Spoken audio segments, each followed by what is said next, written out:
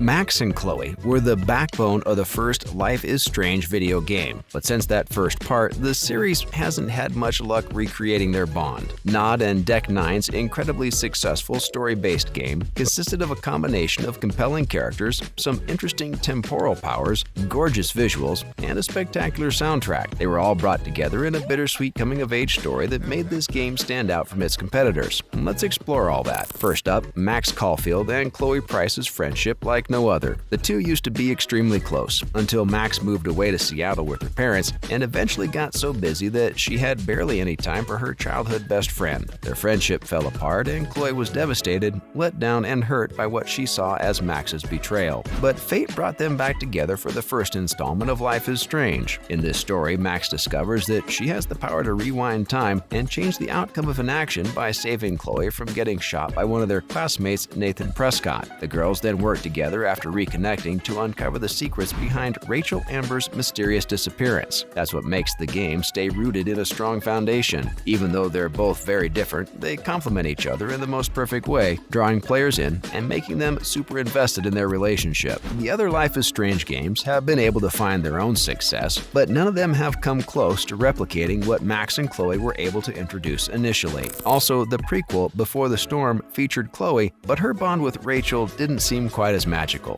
To start with, the prequel provided build-up to a story that had managed fine without it. What Before the Storm did was it took the characters from its predecessor and dug into their lives a few years prior. The main focus was Chloe Price, as we joined her after the death of her father, just as Rachel Amber, the girl who goes missing in the first game, enters her life. The prequel offers a far more streamlined experience than the first game in the series, with more of an emphasis being placed on conversation than puzzle solving and fleshing out the relationship, which is the root of most of the action in Life is Strange. Before the Storm is also more grounded in reality than its predecessor, which had Max with supernatural rewind powers. So this forces you to your own choices, for better or worse. Your decisions may not alter the narrative completely, but you get a few callbacks that make them more satisfying. This part in the series may have made viewers care more about Chloe and Rachel by giving them a backstory into their lives before Max's return. But again, the relationship between Chloe and Rachel doesn't come anywhere close to the one we get with Chloe and Max, and that hurts the game overall. Adding to that, subsequent titles like Life is Strange True Colors have performed well, but none of them have been able to top the first game. True Colors mainly revolved around Alex, Ryan, and Steph, which definitely worked pretty well.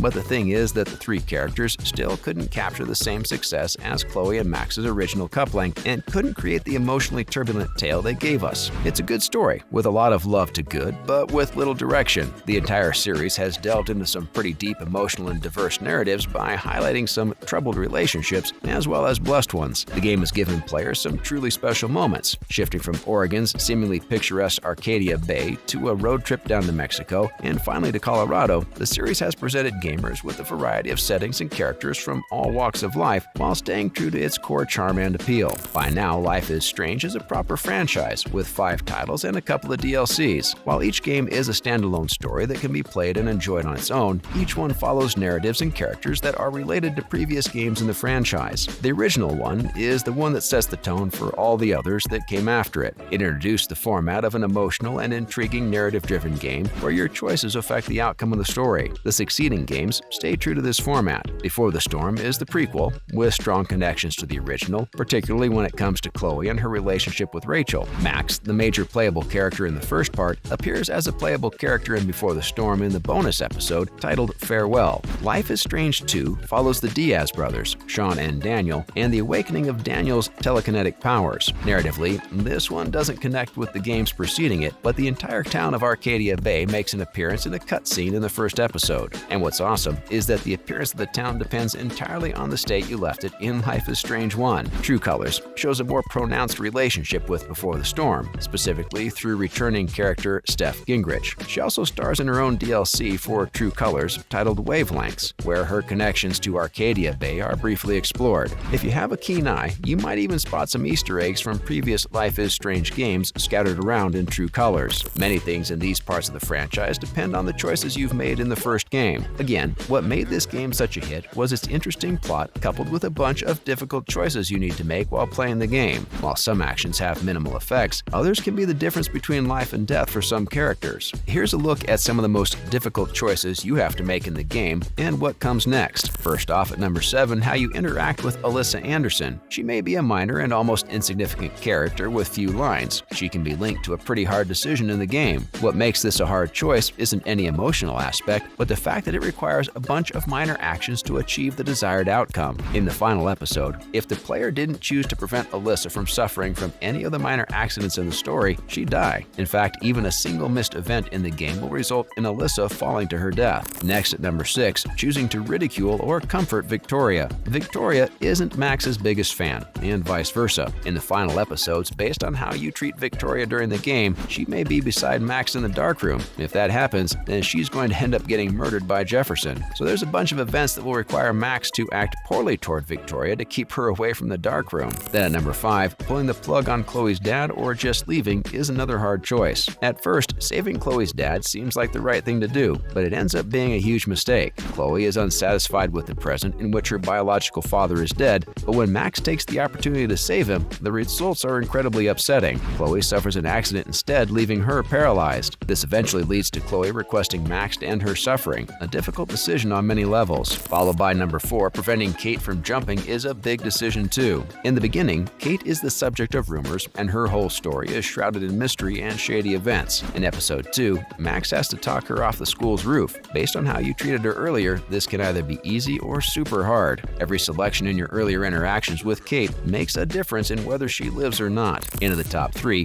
whether or not you make Chloe shoot Frank can change a lot of the story as well. Based on your choice, Frank either becomes an enemy or a friend. An additional influence is that it will lead to a kiss or a hug in the sacrifice Chloe ending. Second biggest decision is kissing Chloe or choosing not to do so can change the entire dynamic of the pair's relationship. If you choose to go ahead with it, the two of them will start to develop a more romantic relationship. If not, then it's going to proceed as a platonic friendship. This may not be the most dramatic option, but it had a pretty huge impact on the audience considering how invested players were in Max and Chloe's relationship. Finally, at number 1, perhaps the most difficult choice, save Chloe or Arcadia Bay. Max spends pretty much the whole game exploring Arcadia Bay and reconciling with Chloe. When the game closes, she realizes that she's faced with a choice, since the storm is directly linked to Chloe herself. Either way, you end the game feeling sad at the loss because of your ultimate choice. Players of the second game were also surprised to find that it asks you what decision you made, and that adds quite a bit to the story of Sean and Daniel.